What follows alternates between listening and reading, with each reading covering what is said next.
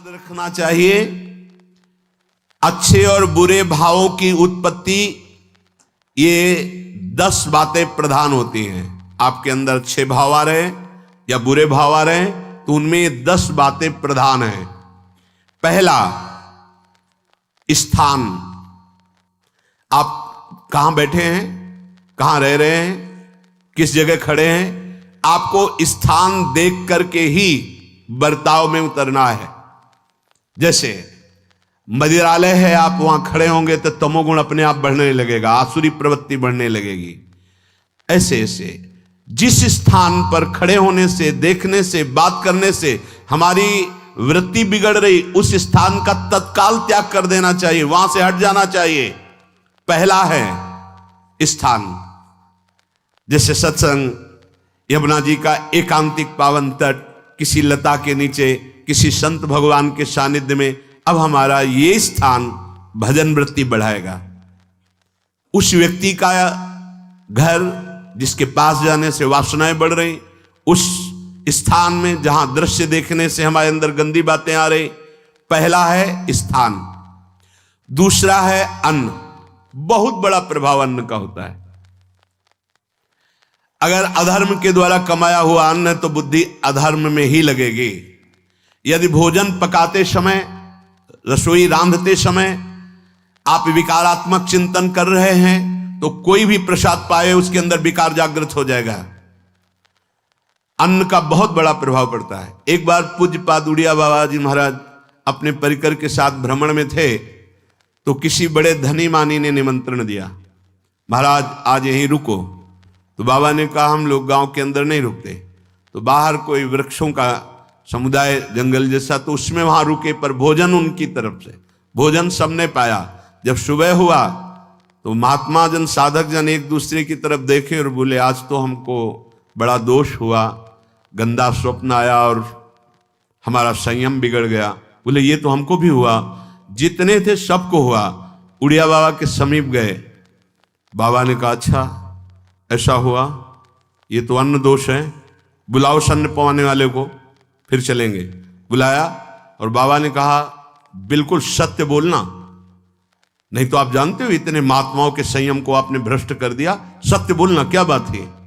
उनका महाराज संतान नहीं हो रही थी, सुना था आप बहुत सिद्ध महापुरुष हैं तो आपके परिकर को इसीलिए पवाया, अंदर काम भाव था कि हमारे कामना थी कि संतान उत्पन्न हो, वैसे चिंतन करते हुए बनाया ऐसे। बोले सबका संयम नष्ट कर दिया, होश में, नरक जाने वाली बात मत सोचो।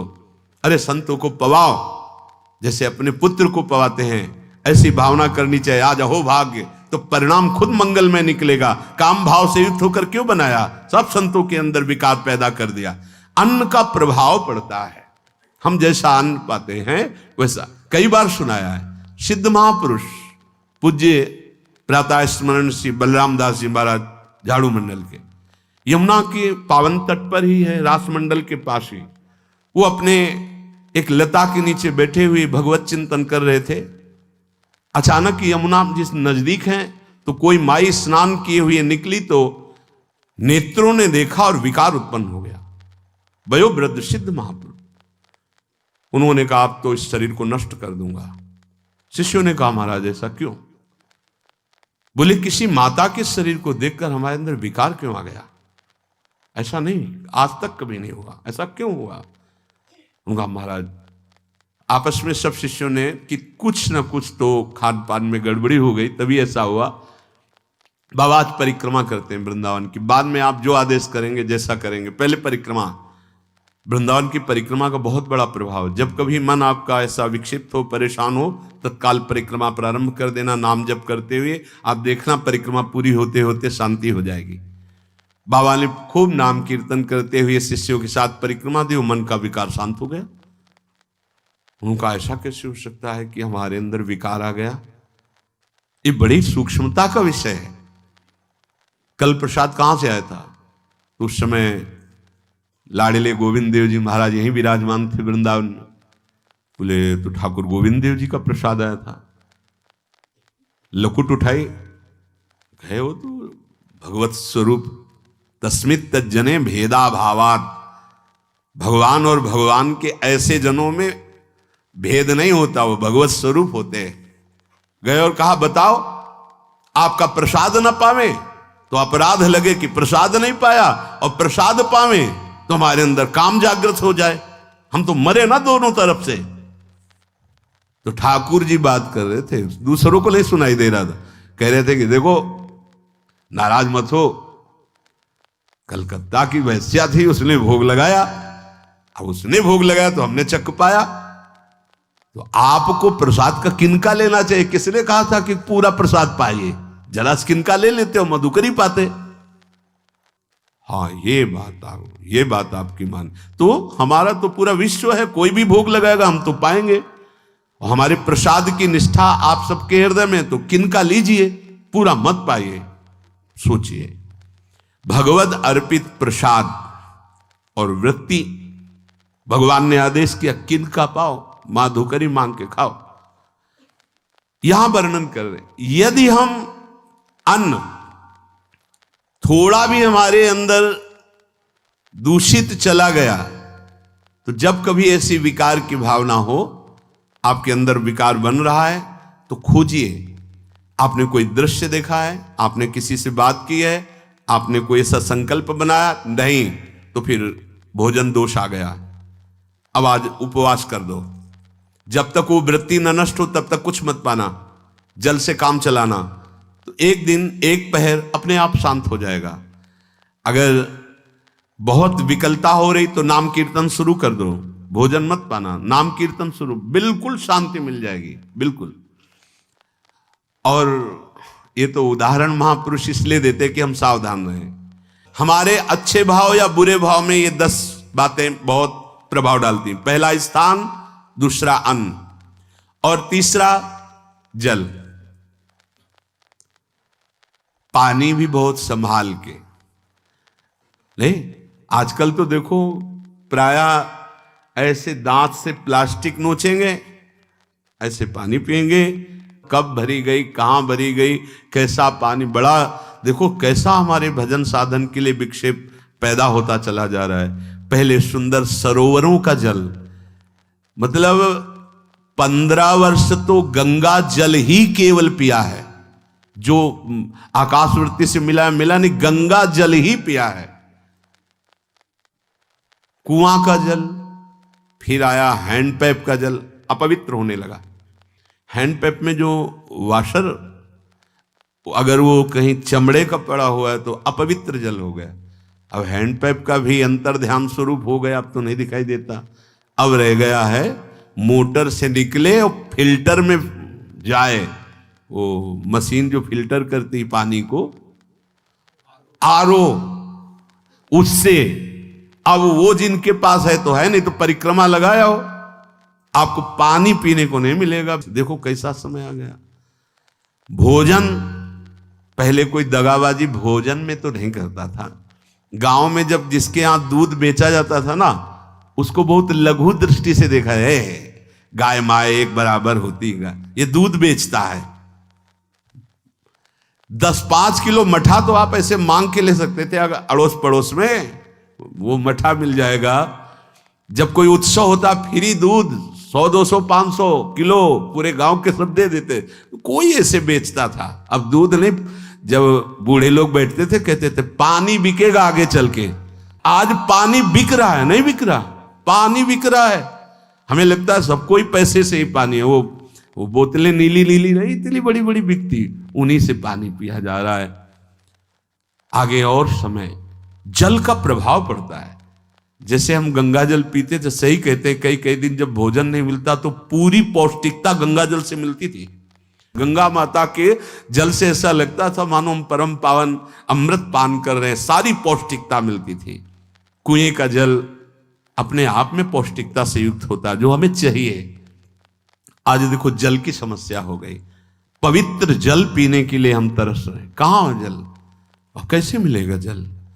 या तो आप पैसे वाले हो तो आप खरीद करके पीजिए, नहीं तो अब वो जल नहीं रह गया कि कुएं से निकाला पी लिया या सरोवर से पी लिया, या कैसा दुर्भाग्य है। जल का बहुत बड़ा योग है साधना में। जैसे स्थान का तो परम पावन वृंदावन धाम, अन्न का तो अब हम भगवत प्रसाद पाते हैं, तो जल का बहुत बड़ा योग है। आज दूषित होता चला जा रहा है, क्योंकि अब हाथ की बात नहीं रह गई है कि आप सुंदर कुआं से जल लें या सरोवर से जल लें या आप नदी से जल लें। हाँ, स्वामी जी के लिए लिखा हुआ है कि रोज यमुना स्नान और रोज यमुना जल ही पान। हमारे वृंदावन के समस्त भगवत स्वरूपों का स्नान यमुना जल से ही होता था, हो रहा है और होता ही रहेगा। बिहारी जी के लिए आज भी कलश में भरकर यमुना जल ही जाता है। वो कपड़ा से ऐसे ढक के जब हम 2 बजे परिक्रमा देते थे तो एक महाभागवत है, वो किसी को छूते नहीं, दूर से कहते छूना मत, बिहारी जी के लिए जल जा रहा है स्नान के लिए बिहारी जी का। फिर चौथा है आपका परिकर, जहां पर रह रहे हैं वो समुदाय, चाहे परिवार हो या आप समुदाय, वो कैसा है, रजोगुणी है, तमोगुणी है, सतोगुणी है या त्रिगुणातीत भागवतिक है, उसका प्रभाव पड़ेगा। पांचवा है आपका पड़ोस, आसपास वाले घर, जैसा है वैसा प्रभाव पड़ेगा आपके ऊपर। पड़ोस निंदनीय है तो बंधन से युक्त होना पड़ेगा। लंका के पड़ोस में रहने के कारण अगाध महिमा वाले समुद्र को बांध दिया गया, रघुनाथ जी ने पुल बांधा और दंड देने के लिए तैयार हो गए थे सरकार, अग्निबाण संधान कर लिया था, पड़ोस के कारण ही तो ना, पड़ोसी रावण था, इसीलिए आस पड़ोस का बड़ा प्रभाव पड़ता है। फिर अगला है दृश्य, इस पे बहुत सावधानी की जरूरत है। ये मोबाइल भगवान चल गए हैं, बहुत विस्तार से चल गए हैं, अब कोई छोटा मोबाइल रखना नहीं चाहता, सब वो स्क्रीन वाला रखना चाहते, टच मोबाइल। दृश्य से बचो, बच्चों, जवानों, बूढ़ों, सबकी वृत्ति जो माया आकर्षित करती, जो दृश्य हम देखने के लिए अंदर से उल्लसित है, वो मोबाइल में सब है, चाहे भागवतिक और चाहे सांसारिक। तो भाई देख लो, गुण दोष में संसार है, अगर आप दोष ग्रहण करना चाहते हो तो दोष ले लो, गुण तो गुण।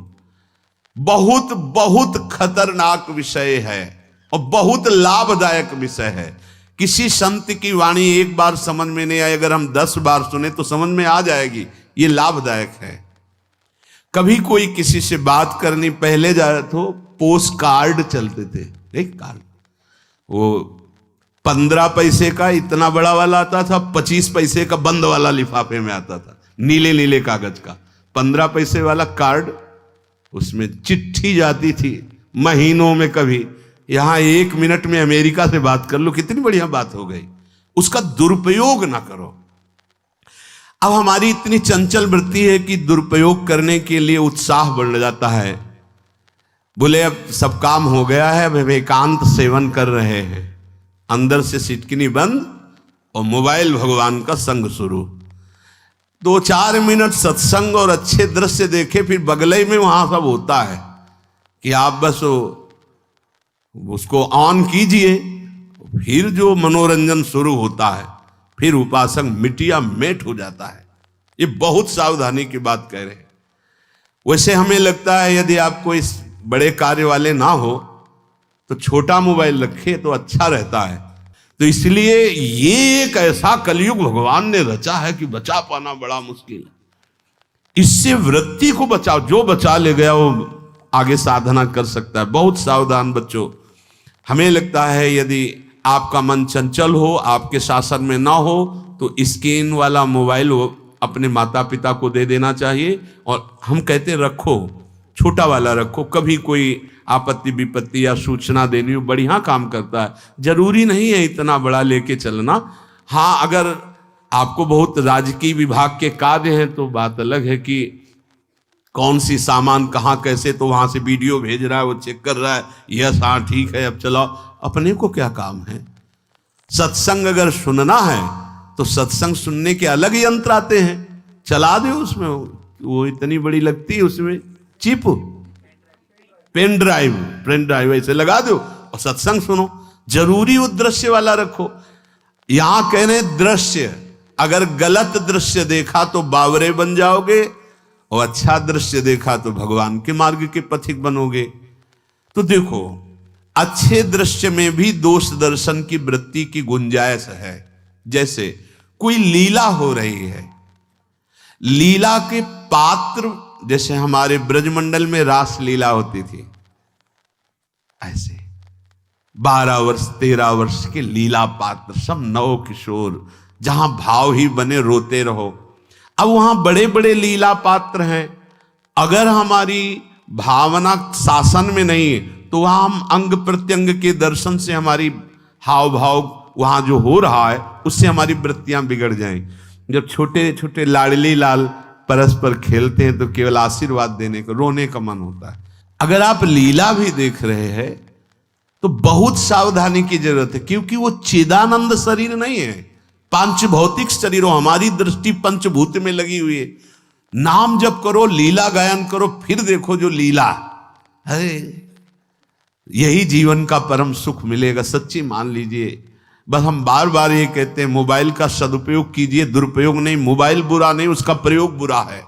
दृश्य और साहित्य, वैसे ही मनोवृत्तियां फिसलने वाली हैं, और जब ये आ गया कि फिसलाने में कितना लाभ है तो ऐसा कोई साहित्य और आलोचना, ऐसी कोई वार्ता ना करे जिससे हमारे अंदर गंदे भाव में। यदि अच्छी चर्चा करते तो अच्छे भाव आते हैं। देखो, अभी ऐसी कोई भावुक चर्चा होने लगे तो सबका हृदय द्रवित हो जाएगा, और गंदी चर्चा हो तो हमारा हृदय विकार युक्त हो जाएगा। और कार्य, आप जो कार्य करते हैं उसका प्रभाव आपके मन के ऊपर पड़ता है। और उपासना, आप उपासना भोगों की करते हैं या योग की करते हैं, ये 10 से भाव बनते हैं और 10 से भाव बिगड़ते हैं। स्थान, अन्न, जल, परिवार, अड़ोस पड़ोस, दृश्य, साहित्य, आलोचना, आजीविका का कार्य और उपासना। यदि ये भागवतिक हुए तो आपके अंदर भगवत भाव बढ़ेगा, और यदि ये रजोगुणी तमोगुणी हुए तो आपके अंदर आसुरी भाव बढ़ेगा। इन 10 से सावधानी पूर्वक व्यवहार होना चाहिए। जैसे आस पड़ोस में है तो बड़ी सुविधा है, यहां कोई किसी से मतलब नहीं रखता, बगल वाला कौन है, किसी से मतलब, ये बढ़िया है। ज्यादातर गांव में होता है। अपने यहां ये अच्छा है कि जैसे आप अपने कमरे में गए, किसी से कोई मतलब नहीं है, वैसे ऐसा ही जीवन रखना चाहिए। अड़ोस पर ये ज्यादा जो व्यवहार मित्रता बढ़ाने वाला विषय, ये धाम में नहीं है। वृंदावन में ऐसा नहीं व्यवहार रखना चाहिए। आपके पड़ोस में कौन रख रहा है आपका परिचय नहीं होना चाहिए, कौन कौन रह रहा है आपकी जानकारी नहीं होनी चाहिए। नजर नीची की, अपने कुटिया में गए, अपने ठाकुर जी से मतलब, अपने भजन से मतलब। ना पड़ोसी को कुछ देना चाहिए ना लेना चाहिए। बात समझ लेना कि जैसे आज उत्सव है, उनको हम बुलाते हैं, वो हमारे यहाँ, ये व्यवहार यहाँ नहीं है। बनवासी हो, ठाकुर का भोग लगाया, और अगर आपको बांटना है तो बाहर निकलो, आधा किलोमीटर दूर ऐसी जगह बांटो जो तुम्हें राधे श्याम दोबारा ना बोले। फिर वो तुम्हें बुलाएगा, फिर वो बैठेगा, फिर प्रपंच की बातें होंगी, निंदा स्तुति की होंगी, फिर बड़ी संगोष्ठी होती है, पता चलता है। क्या फायदा ऐसे जीवन से। आप वनवासी हो, समय एकांत में दीजिए, अपनी कुटिया में बैठिए, नाम जप कीजिए, निकलिए, सत्संग सुनिए, ठाकुर दर्शन कीजिए, परिक्रमा कीजिए, फिर अपनी कुटिया में। ज्यादा व्यवहार में नहीं उतरना चाहिए। ये वनवास है, वृंदावनवास। सत्संग का सेवन, रजोगुण तमोगुण का त्याग, तो दुष्संग से आप बच जाएंगे। दुष्संग से बचने का मतलब है काम क्रोध मोह स्मृति भ्रंश बुद्धिनाश सर्वनाश कारणत्वात्। देवर्षि नारद जी कहते हैं, अगर दुष्संग का त्याग हो गया तो आप काम का, क्रोध का, मोह का, जो हमारी भगवत स्मृति का नाश कर देते हैं, जो हमारी बुद्धि का नाश कर देते हैं, जो हमारे सर्वनाश करने वाले हैं, इनका त्याग कर पाएंगे। कुसंग अगर हो गया तो इनका त्याग नहीं हो सकता, बहुत कठिन हो जाता है। भगवत संबंधी तत्वबोध होना या भगवत रहस्य लीला में प्रवेश पाना, जो अपनी इंद्रियों को भोगों में तृप्ति कराने की कोशिश कर रहे हैं, उनका चिंतन भोगों का ही होगा। तो कैसे तत्वबोध होगा, कैसे लीला में प्रवेश होगा, बस ध्यान देना है, कैसे हो पाएगा? क्योंकि जिस चित्त वृत्ति से भगवदाकार हमें वृत्ति करनी थी, वो तो हमने भोगों के चिंतन में लगा दी, भोग क्रियाओं में लगा दी। एक स्थिति होती है जब आपकी चित्त वृत्ति भगवदाकार हो गई है, तो व्यवहार में रहते हुए भी विषयान ग्रहणंत मुंचंत वा, खान पान उठना बैठना है सब बाहरी क्रियाएं हो रही हैं, अंतर से वो अपने आराध्य देव में सदैव स्थित रहता है। उसका परिचय आपको जब ऐसे महापुरुष का सानिध्य मिलेगा, तो आप विषय सेवन करते हुए भी निर्विषय रहेंगे।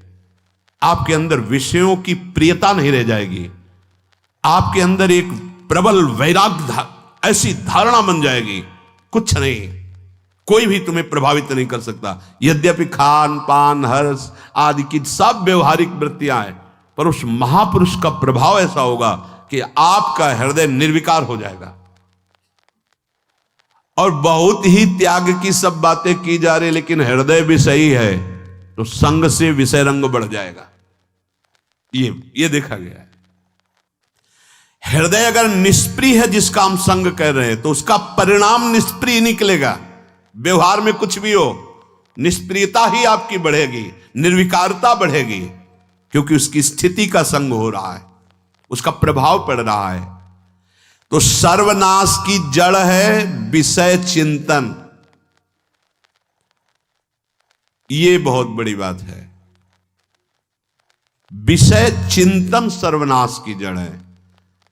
यहां विषय भोग नहीं कहा, क्योंकि चिंतन का परिणाम भोग है। पहले चिंतन होता है। साधक ध्यायतो विषयान पुंसः संगस्तेषु उपजायते, संगात् संजायते कामः, कामात् क्रोधो विजायते, क्रोधात् भवति सम्मोहः, सम्मोहात् स्मृति विभ्रमः, स्मृति भ्रंशात् बुद्धिनाशो, बुद्धिनाशात् प्रणश्यति सर्वनाश। कैसे हुआ? ध्यायतो विषयान पुंसः, विषयों का चिंतन। इसीलिए अनन्यश्चिन्तयन्तु माम भगवान आदेश करते हैं।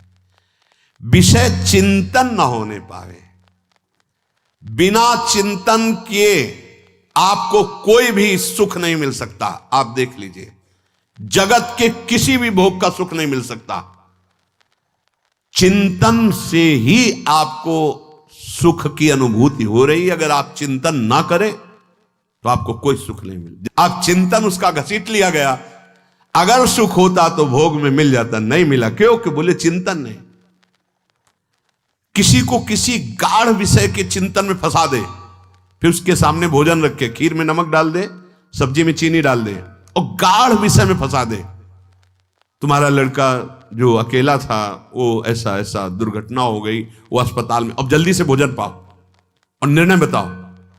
वो बिल्कुल नहीं बता पाएगा कि खीर में नमक था, सब्जी में चीनी थी। उसका चिंतन वहां फंस गया। अगर ऐसे चिंतन हमारा प्रियाजू में फंस जाए तो संसार के सब क्रियाएं होते हुए भी वो परमहंस है, वो विदेह है। चिंतन, हम लोग चिंतन में चूक कर देते हैं, तो फिर क्रियाओं में हमको बंधना पड़ता है। नहीं, सच्ची माने कोई भी क्रिया उसे बांध नहीं सकती। तो क्या जिनका भगवत चिंतन होता है वो असत क्रियाएं भी करते हैं क्या? तो बोले जब चिंतन ही नहीं तो असत क्रियाएं कैसे हो सकती है? पहले क्रिया के असत चिंतन होता है। आप देखना, कोई भी कार्य पहले चिंतन होता है, इसीलिए यहां कह रहे हैं ध्यायतो विषयान पुंसा संगस्तेषु उपजायते। पहले सबसे पहले विषय का चिंतन होता है। अगर विषय का चिंतन ना होने पावे तो आपको कोई फंसा ही नहीं सकता भोग, कोई भी भोग नहीं फंसा सकता।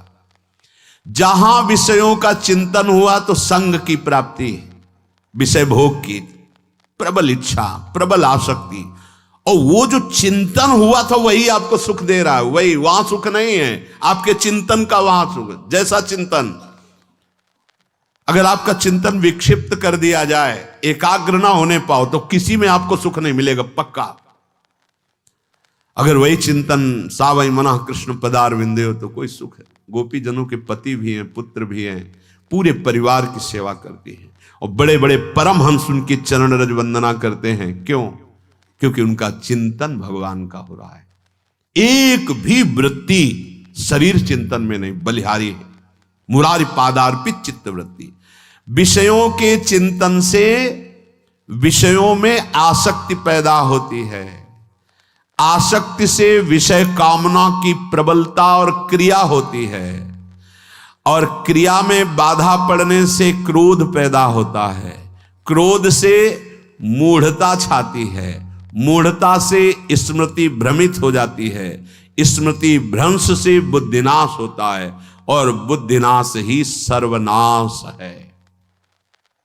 इसलिए चित्त का निरंतर अधिक समय तक सावधानी पूर्वक भगवन नाम में, भगवत लीला में, आप सब भगवत कृपा पात्र जन हैं, चिंतन न बिगड़ने पावे।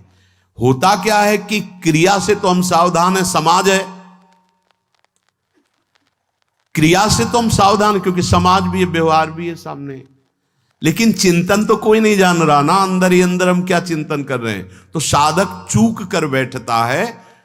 देखो, बाहर चूक होगी तो उसका प्रायश्चित हो ही जाएगा, चार लोग निंदा करेंगे, पिटोगे, अपमानित होगे, प्रायश्चित। लेकिन अंदर जो हमारा गलत चिंतन हो रहा है, पूरा का पूरा अंदर हृदय मलिन कर देगा। हमें उस बात का प्रायश्चित भी नहीं होगा, हमें जलन भी नहीं होगी कि हम गलत चिंतन कर रहे हैं, क्योंकि सावधान नहीं है।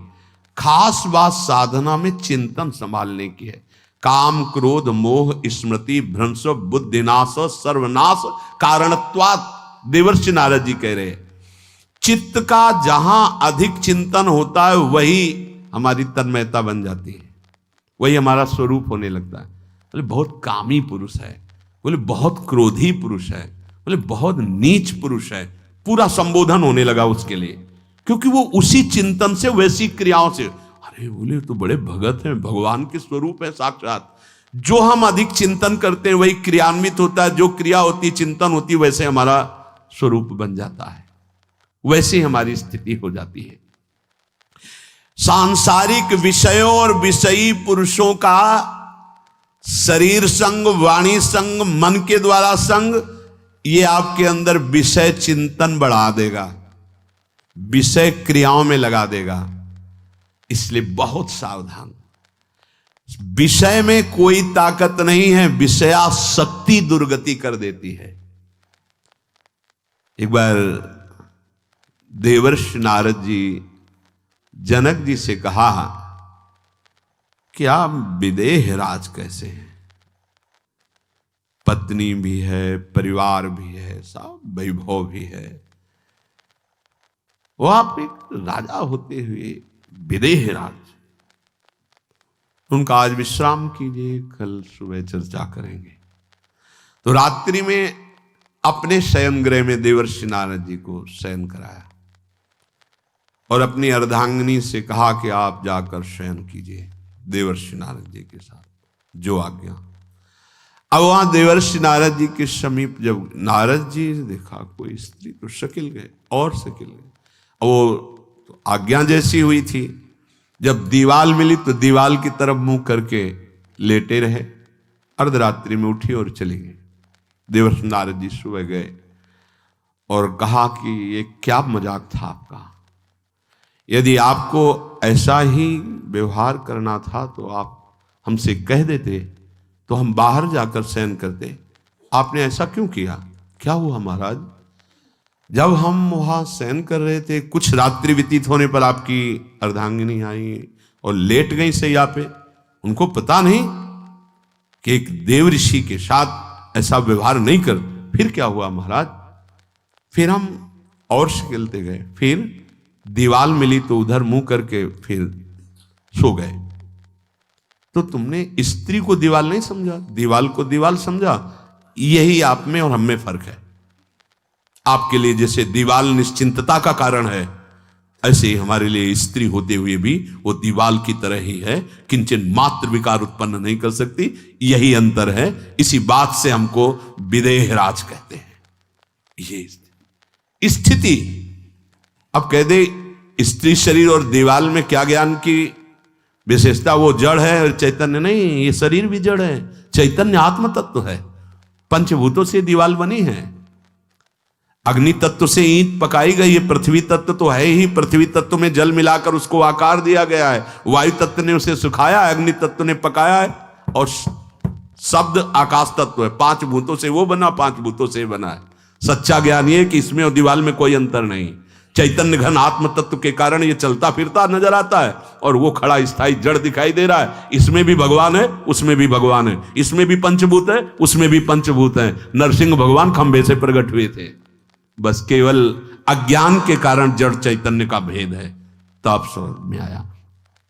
ये जो हमारे अंदर भोगों की आसक्ति है, यही कामना प्रकट करते, यही पाप प्रकट करते, यही हृदय को मलिन कर दे। इसलिए हम अपने चिंतन को संभालें। चित्त चोर के चरणारविंद का चिंतन करें, निरंतर नाम जप करें, भगवद आश्रित रहें। प्रभु अपने भक्तों की रक्षा करते हैं, जैसे मां अपने बच्चे की। करो सदा तिनके रखवारी, जिम बालक राखे महतारी। राधा राधा राधा शेष जागे। श्री राधा वल्लभ लाल।